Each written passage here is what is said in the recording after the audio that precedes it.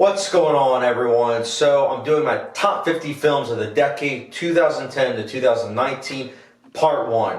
This list I'm doing from 50 to 26, stopping at 26, and then part 2 is going to be 25 to 1 being my favorite film of the decade. Now, the way I personally am going about this, keep this in mind.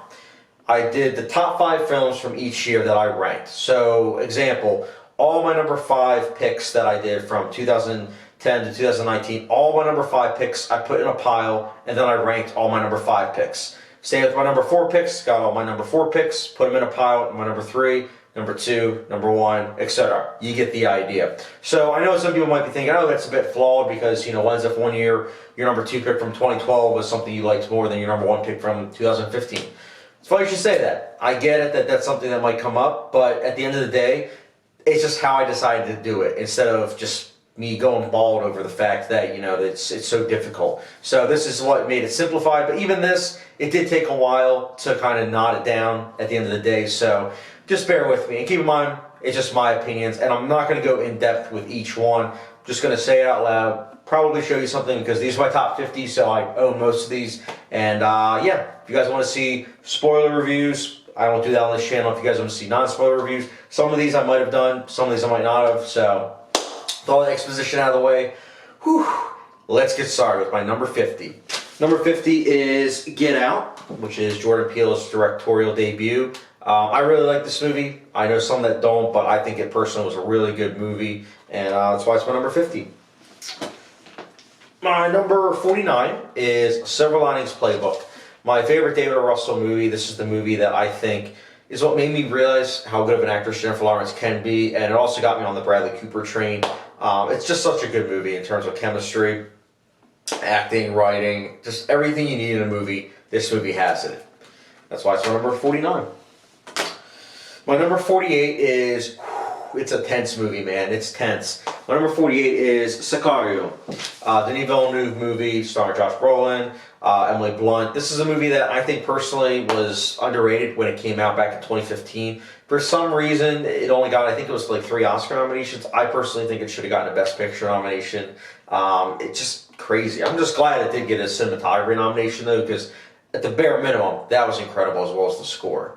And that's why it is my number 48. Now, my number 47 is The Lighthouse. My number 47 is The Lighthouse. This is a new edition. This was a 2019 movie, and it grew on me. It made my top 5. Actually, it was my number 5 for 2019, and that's why it was on here. I really like this movie. I think it's really growing on me, honestly. The more I think about it, the more I marinate on it. It's just a really well-done movie, and yeah, that is why it's my number 47. My number 46 is, so I own the entire trilogy, so I'm just going to bring that out. My number 46 is Before Midnight. That's right, I own the whole Before trilogy, so Before Midnight, I think it's a great movie. Obviously, it's Criterion Collection, so you know that I must really like it because I spent $50 on it, but Before Midnight's a great movie. It's a very mature comedy. I mean, my mistake, romance. It's not a well, it has traces of it, but for the most part, it is a romance. But the romance is so well done. It's something that you really do get swept away, and I think it might be my favorite in the trilogy, for me personally. So that is, of course, my number 46. My number 45 is Toy Story 3. I think this might be my favorite in the quadrilogy. As much as I love Toy Story 4, I don't know. Toy Story 3 might beat it just by a little bit. Toy Story 4 did make me tear up a little bit, but Toy Story 3 I think is a movie that it's so good. It's so good. It's so well done. It's so powerful, honestly, and I'm so glad that I own it. And that's why it is my number 45. Number 44 is a movie that I only first saw recently, around Halloween. I started watching like a bunch of Korean horror films because I was like, you know what, I haven't really seen that many Korean horror films, so why not give them a chance? And I'm glad I did, because this movie is incredible. My number 44 is The Wailing. That's right, this bad boy. I just got it for Christmas. I'm looking forward to rewatching it a second time, but a first time, it was really good. Originally, my slot was going to go to Nocturnal Animals, but then I was thinking about it, and I was like, as much as I love Nocturnal Animals, I feel like The Wailing might have a little bit more of an impact on me. Keep in mind, I love Nocturnal Animals, but that's my number 6 for that year, and this is my number 5, so I had to go with The Wailing, and that's why it's my number 44.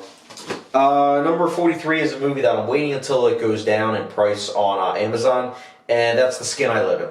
The Skin I Live In is a movie I came across, I believe it was 2 years ago, and I'm so glad I did. It's a movie that it really does get under your skin. I can't wait to own this movie. It's a movie that I feel like you can show to people, and they're going to be able to take in the bizarre intake, or they're not going to like the movie. Either or. But regardless, when you're showing this to someone, I feel like they're going to know that this is a special experience, because it doesn't feel like anything you've really seen before, and I love that about movies, especially something like this. And that's why it's my number 43. My number 42 is Suspiria. I actually like this better than the original. I think this is a lot better, actually, than the original. I respect the original for sure, but this movie I just think is more vigorous. I think that with what it accomplishes, it's really special, honestly. And I think the filmmaking is top-notch. Luca Guadagnino did such a great job with this movie, and I think it's a very underrated movie. I do hope that it gains a cult following in years to come, and that people realize, hey, this was a great movie. Why didn't I see it in theaters? Because you're an idiot and you missed it. I saw this in theaters, thankfully. I believe it was Halloween. It was like a day or two before it was coming out in wide release, and I'm so glad I did. I really dig this movie, and that's why it's my number 42. My number 41 is a movie I'm honestly surprised that it's this low on the list, considering that I absolutely adore this movie. But at the end of the day, 2014 was also an incredible year for movies, so keep that in mind as well. But my number 41 is Birdman. Won Best Picture in 2014. I absolutely love this movie. This movie's a masterpiece to me. Such a well-crafted movie. Easily one of the best movies of 2014. And I just think it's a movie that if you show it to even a casual moviegoer, they might be able to appreciate the filmmaking on display. And if not, it is a very entertaining movie, and it is a really good critique on superhero genre, film criticism, what it means to be human. There's just a lot of good questions that this movie asks, and I really like this movie. That's why it's my number 41. My number 40 is Brooklyn. So Brooklyn is a movie that came out in 2015. It got under the radar for a lot of people. Did get some Oscar nominations for sure, but I feel like it's a movie that doesn't really get talked about that much anymore. And this director, he did such a great job with directing this movie. It's a shame he did The Goldfinch, because that movie was but he did such a great job with Brooklyn. And I think it's one of the better romances to come out, honestly, in the 2010s. It's a really impactful movie. It's simple, but the way it's gone about it, it's really well done. And yeah, that's why it's my number 40. Number 39 is a movie that it's not the director's best. I don't even think it's in my top 5 for the director. But my number 39 is nonetheless Dunkirk. That's right, guys. Dunkirk is a movie that I really like. I think it's a very powerful experience. I don't know if I like 1917 better or not, but I do think Dunkirk is still nonetheless a really good film to watch. And it's really good filmmaking. Christopher Nolan really outdid himself. And I love how he had a non-linear storytelling method to a war film. Very interesting indeed. And that's why it's my number 39. Number 38 is a movie I still don't own, but that's Midsommar. Midsommar was a movie I absolutely adored. I've seen it twice. I'm still planning to see the director's cut, but unfortunately, director's cut's not on Blu-ray yet, and that's why I'm holding out. I don't know how much longer I can, though, because I do really want to see it a third time. But it's just such a well-crafted movie. Florence Pugh keels into that movie, and it's a really good art house horror movie. Would highly recommend. My number 37 is Gravity. Gravity is a movie that, as soon as it came out, it got critical acclaim, and then it got a lot of backlash from audience members. I don't think it's needed, honestly. I think that this is a movie that, when you look at it as a 90-minute movie that's a simple story, just told really, really well done, I think people can appreciate it, because the filmmaking is literally out of this world. I mean, there are so many great long takes in this movie, sound design, editing, sound mixing, score, action scenes. There's just so much to appreciate with this movie, and it is an emotional movie with the final act. I just think it's a movie that, yes, it won 7 Oscars, but I think it's a movie that's still kind of underrated, given the fact that a lot of people give this movie flack. I don't think it's needed personally. I think it's a movie that everyone should see and enjoy. And, I know the enjoyment part's subjective, but still, watch this movie. Give it a chance. So, my next up is 36, and that is Skyfall. Skyfall is a very well done movie. Roger Deakins cinematography, Sam Mendes behind the director chair, Thomas Newman behind the score. Need I say more? Probably not. It's a great action movie.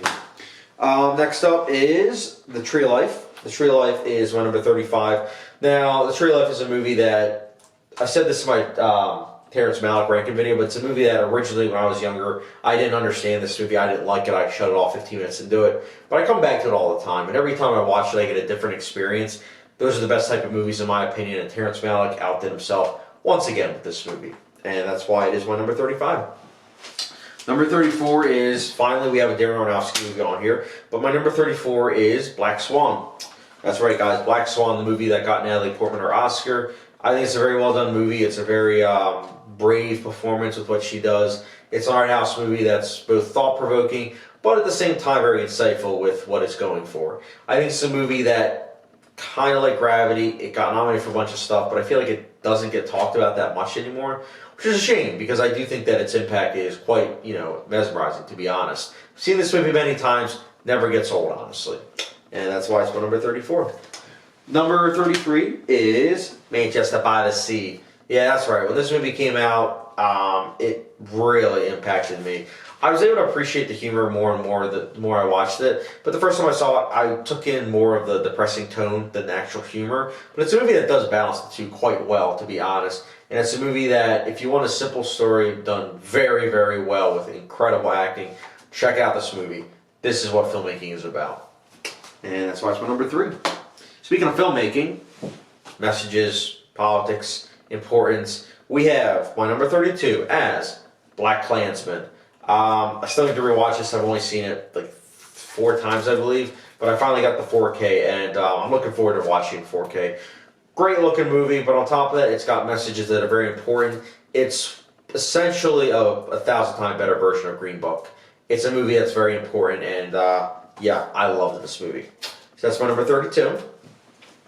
Number 31 is, I love this movie. Are you Russian or are you Dragon? Whiplash, everyone. Whiplash is my number 31. I absolutely adore this movie. This is another example of what filmmaking is all about. When you think of certain movies and the impact that it has on audiences, this is one of those movies that comes to mind, because when you watch this for the first time with someone, or you show it to them for the first time, I should say, it's incredible because you get to see their reactions and how they're taking everything, and it's awesome. Whiplash is the ultimate experience. It's truly a breathtaking movie, and it's so well acted too. And that's why it is my number 31. Number 30 is, we get to the final bunch. Number 30 is Inception. So Inception, Christopher Nolan movie, very well done. On top of that, it's very intense, and it takes from James Bond movies, but it does so in a way that feels exciting and invigorating, honestly. It's quite mesmerizing to see Christopher Nolan on display with doing a heist movie, but it works. It works really well. It works like a charm. Definitely one of the better movies of 2010, and that's why it's on this list. Number 29 is The Irishman, which obviously I don't own because it's on Netflix. I don't even know if they're doing like a 4K or Blu-ray release, but I couldn't help it. The Irishman was a great movie. I think it's a movie that it made my top 3 for 2019 simply because of the fact that its craftsmanship outmatches a lot of different movies, and the entertainment value and insightful, nature of the movie is also something I really, levitate towards. And that's why I really dug this movie. Again, it's my number 29 pick, so I really like this movie. Number 28 is Zero Dark 30. I absolutely love Zero Dark 30. I think it's a great movie. The Report was alright. I think that personally Zero Dark 30 is a more impactful movie. But here's the other thing. It's also a movie that I feel like is such a great character study of Jessica Chastain's character, especially with all that she goes through. It's a movie that really takes you on for a ride, and it's a very intense one at that. So if you haven't seen it, definitely a movie that if you're not in the mood for an intense movie, don't watch this, because this movie is quite tense. And that's why it is my number 28. We're down to the final 2. Number 27 is Moneyball. Recently saw this a couple weeks ago. Again, I love this movie. Aaron Sorkin, Steve Zalen ironically wrote The Irishman, which I just named. Moneyball is a movie that it really is incredible with how they went about it, because I don't know, it just sidesteps a lot of cliches of the sports genre, and in doing so, it also is just, again, extremely well written. I mean, Aaron Sorkin and Steve Zalen are incredible screenwriters, and with what they did, it's pretty impressive, honestly. I love that movie. I really did, and that's why it is, of course, my number 27. Number 26, we have Her. Oh, Her is such a great movie. Joaquin Phoenix. My thing is with Joaquin Phoenix, with getting nominated for Joker and possibly winning. My thing is, yeah, his performance in that is great, but You want to talk about snub? Watch him in Her. His acting in Her is on another level. Joaquin Phoenix in general is a great actor. I think that his performance in Joker is maybe top 10, definitely not top 5, but this is one of his top 5 performances. With what he does as Theodore Twombly, it's incredible stuff. Would highly recommend. Not my favorite Spike Jonze movie, but still, great movie nonetheless. So that was my number 26. Again, that was my 26 to 50. The way I did it was 5s, 4s, and then 3s. So I'm halfway done the 3s, so the next list will be all the remaining of the 3s, the 2s, and then the 1s. So, yeah. Guys, what did you think of my picks between number 26 and 50? Let me know in the comment section down below. And again, stay tuned for part 2. That will be coming soon. Let me know your favorite movies of the decade in the comment section below. And as always, don't forget subscription, notification bell, and I'll catch you guys later for part 2.